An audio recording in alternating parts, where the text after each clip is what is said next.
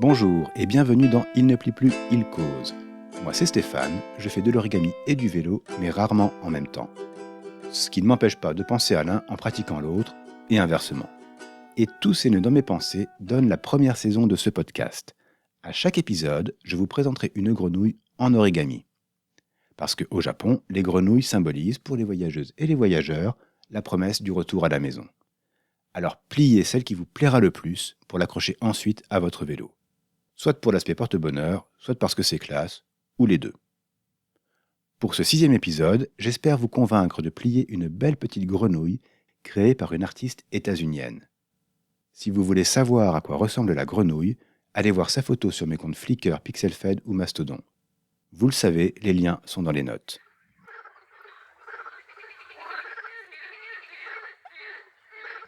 Aujourd'hui, nous allons donc plier un modèle d'une créatrice américaine, Beth Johnson. C'est la première plieuse que j'évoque dans cette saison, et malheureusement, ce sera la seule. Je me suis lancé dans ces épisodes billes en tête, en me concentrant sur la variété des modèles et la disponibilité de leurs instructions. Ces contraintes et le timing serré que je me suis imposé m'ont fait oublier la notion de parité. Je serai plus attentif à l'avenir. Avant de se lancer à plein temps dans l'origami, Beth Johnson avait travaillé dans le domaine de l'environnement. Tout comme pour Romain Diaz que j'avais évoqué dans l'épisode 3, cette sensibilité à la nature se ressent quand on observe ses créations. Sur son site, vous pourrez admirer un portfolio de ses modèles, dont les premiers remontent au début des années 2010. La totalité de son travail est effectivement inspirée par la nature. Mais si on y regarde de plus près, certaines œuvres partagent un autre trait commun. Je fais allusion à celles qui, comme le mouton, la chouette ou la tortue, intègrent des éléments géométriques dans leur structure. On y voit des spirales ou des tessellations qui donnent au modèle une vraie originalité. Une tessellation, c'est une mosaïque sur du papier. À partir d'une grille orthogonale ou hexagonale, on crée un motif qui sera répété sur la feuille autant de fois que la densité de la grille le permettra. Le modèle du jour, lui, est complètement organique. La seule géométrie sera celle de la séquence de plis qui démarre avec une base de la bombe à eau. Ensuite, on va poser quelques plis écrasés et autres plis renversés. Encore une fois, je n'avais jamais plié avant d'y penser pour cet épisode. Et en voyant les photos, je pensais que la mise en forme allait être une source de difficulté.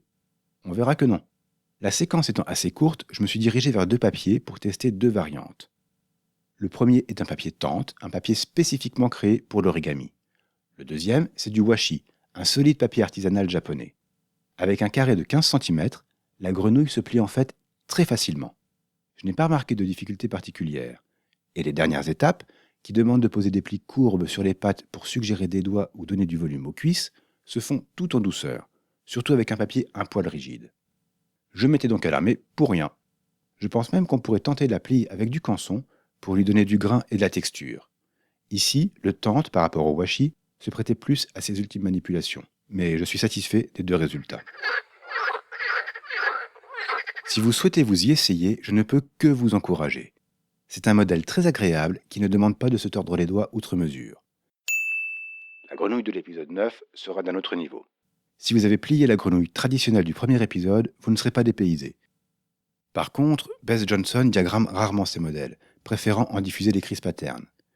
Elle a toutefois dessiné celui de la grenouille du jour, disponible dans plusieurs livrets de convention et un livre édité par Mark Kirschenbaum. Le livre était publié chez Nuit Nuit, mais semble épuisé pour l'instant. Les livrets, quant à eux, sont rarement trouvables en dehors des conventions pour lesquelles ils sont compilés. Heureusement, Evan Zodel a réalisé un tutoriel vidéo disponible sur sa chaîne. Profitez-en pour explorer ses vidéos, il en publie énormément, et si vous aimez les modulaires, vous devriez trouver de quoi vous occuper. Et si vous voulez plier d'autres modèles de Beth Johnson, le mieux est de regarder la page qui va bien sur son site. Il y a quelques diagrammes et des liens vers des vidéos. Elle a aussi publié quelques diagrammes et crises patterns sur ses comptes Flickr et Instagram. Cette grenouille, c'est donc une belle petite bête qui trouvera naturellement sa place sur votre vélo tout chemin. Si vous avez l'habitude de pédaler en environnement urbain, elle sera un bout de nature bienvenu qui égaiera vos trajets. Si vous vous déplacez plutôt dans la verdure, elle sera parfaite sur votre vélo. Maintenant, pour ce qui est de la faire tenir sur votre monture, je compte sur votre esprit pratique. Je n'ai pas testé, mais je vois suffisamment de replis sous le modèle pour que vous trouviez une solution.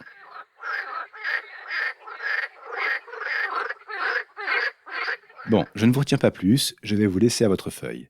Merci beaucoup de m'avoir écouté. Si ce podcast vous plaît, le mieux pour m'aider à le faire connaître est d'en parler autour de vous. Je ne fais pas la course aux étoiles, j'aime mieux les plier tout seul.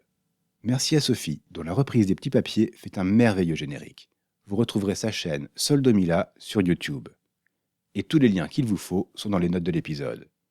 Pour m'écouter, rien de plus facile. Il ne plie plus, il cause est hébergé chez Vodio et donc disponible partout où vous écoutez vos podcasts. Et si vous avez envie d'échanger autour de l'origami ou du vélo, si vous voulez me montrer des photos de vos grenouilles, venez me retrouver sur Mastodon. À bientôt!